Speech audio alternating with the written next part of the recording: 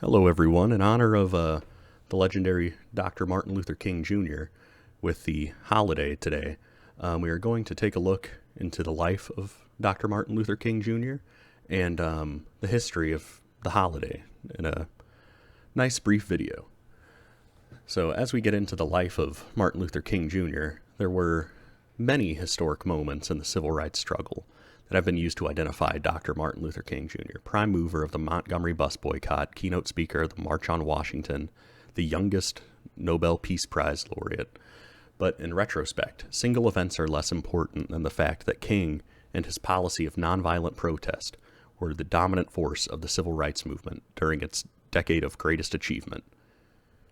King was born Michael Luther King in Atlanta on January 15, 1929, one of three children of Martin Luther King Sr., pastor of Ebenezer Baptist Church, and Alberta King, a former school teacher. He was renamed Martin when he was about 6 years old. After going to local grammar and high schools, King enrolled at Morehouse College in Atlanta in 1944. He wasn't planning to enter the ministry, but when he met Dr. Benjamin Mays, a scholar whose manner and bearing convinced him that a religious career could be intellectually satisfying as well. After receiving his bachelor's degree in 1948, King attended Crozier Theological Seminar in Chester, Pennsylvania, winning the Placker Award as Outstanding Student of the graduating class and the J. Lewis Crozier Fellowship as well. King completed coursework for his doctorate in 1953 and was granted the degree 2 years later upon completion of his dissertation. Married by then, King returned to the South and became pastor of the Dexter Avenue Baptist Church in Montgomery, Alabama. There, he made his first mark on the civil rights movement by mobilizing the black community during a 382-day boycott of the city's bus line. King overcame arrest and other violent harassment, including the bombing of his home. Ultimately, the United States Supreme Court declared bus segregation unconstitutional. A national hero and a civil rights figure growing in importance, King summoned together a number of black leaders in 1957 and laid the groundwork for the organization now known as the Southern Christian Leadership Conference, SCLC. King was elected its president, and he soon began helping other communities organize their own protests against discrimination. After finishing his book and making a trip to India, King returned to the United States in 1960 to become co-pastor with his father of Ebenezer Baptist Church. 3 years later, King's nonviolent tactics were put to the most severe test in Birmingham during a mass protest for fair hiring practices and desegregation of department store facilities. Police brutality used against the marchers traumatized the plight of African Americans to the nation at large. With enormous impact, King was arrested, but his voice was not silenced. He wrote Letter from a Birmingham Jail to refute his critics. Later that year, King was a principal speaker at the historic March on Washington, where he delivered one of the most passionate addresses of his career. Time magazine designated him as its Person of the Year for 1963. A few months later, he was named recipient of the 1964 Nobel Peace Prize when he returned from Norway, where he had gone to accept the reward. King took on new challenges in Selma, Alabama. He led a voter registration campaign that ended in the Selma to Montgomery Freedom March. King next brought his crusade to Chicago, where he launched programs to rehabilitate the slums and provide housing. In the North, however, King soon discovered that young and angry African Americans cared little for his preaching and even less for his pleas of a peaceful protest. Their disenchantment was one of the reasons he rallied for a new cause, the war in Vietnam. Although he was trying to create a new coalition based on equal support for peace and civil rights, it caused an immediate rift. The National Association for the Advancement of Colored People, NAACP, saw King shift in emphasis as a tactical mistake. The Urban League warned the limited resources of the civil rights movement would be spread too thin. But from the vantage point of history, King's timing was superb. Students, professors, intellectuals, clergymen, and reformers rushed into the movement. Then King turned his attention to the domestic issue that he felt was related to the Vietnam struggle: poverty. He called for a guaranteed family income, he threatened national boycotts, and he spoke of disrupting entire cities by nonviolent camp-ins. With this in mind, he began to plan a massive march of the poor on Washington, D.C., envisioning a demonstration of such intensity and size that Congress would have to recognize and deal with the huge number of desperate, downtrodden Americans. King interrupted those plans to lend his support to the Memphis sanitation men's strike. He wanted to discourage violence, and he wanted to focus the national attention on the plight of the poor, unorganized workers of the city. The men were bargaining for basic union representation and long overdue raises. Unfortunately, he never got back to his poverty plans.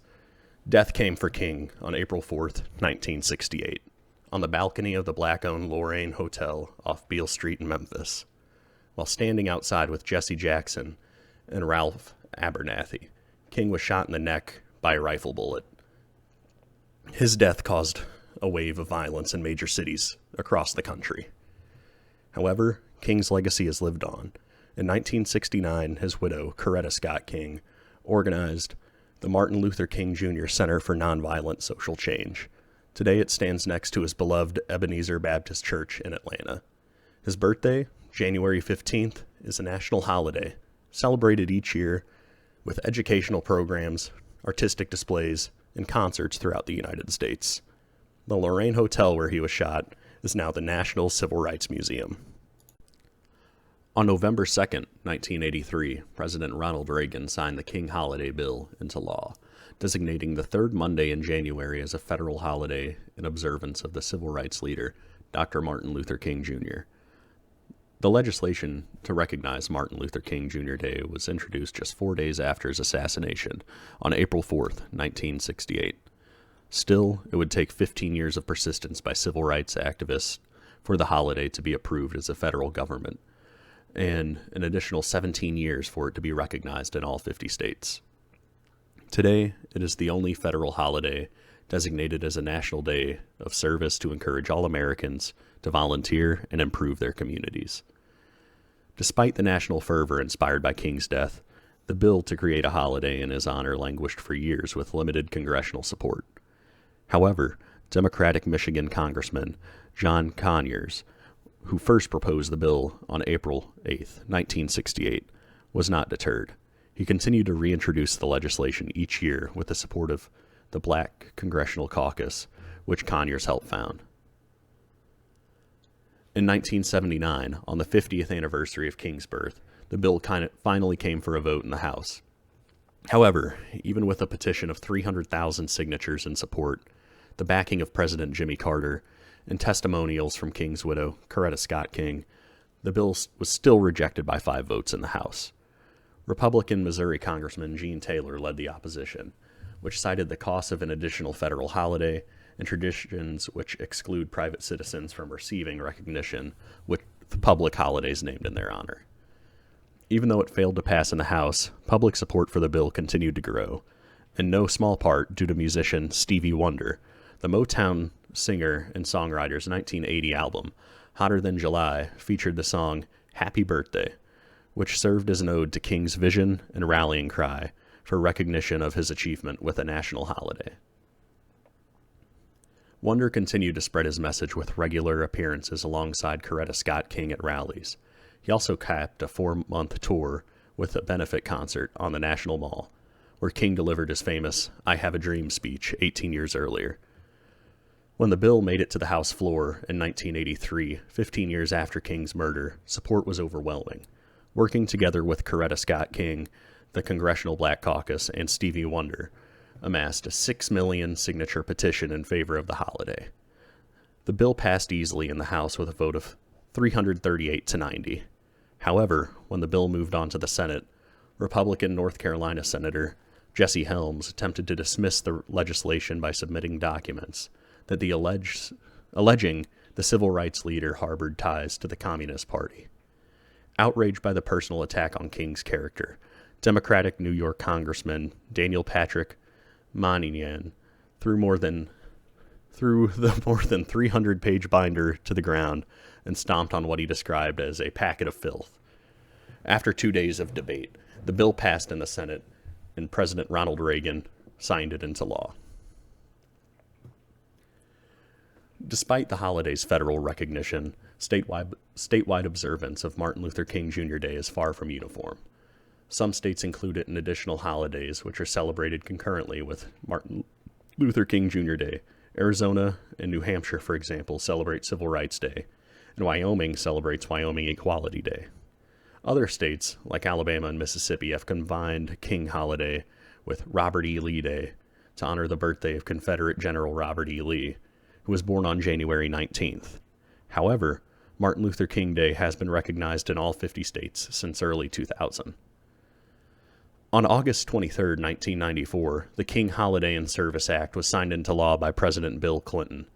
Inspired by King's life of service, Congressman John Lewis and former Senator Harris Wofford proposed legislation to encourage Americans to find common causes and methods of improving their communities in honor of Congressman Lewis's initiative to make Martin Luther King Jr. holiday a day on, not a day off.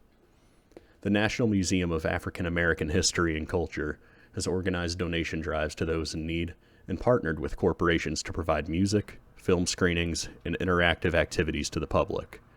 If you are interested in giving back to your community this year, you are encouraged to explore the National Museum of African American History and Culture's website for opportunities to volunteer or participate in the transcription of the Freedmen's Bureau papers.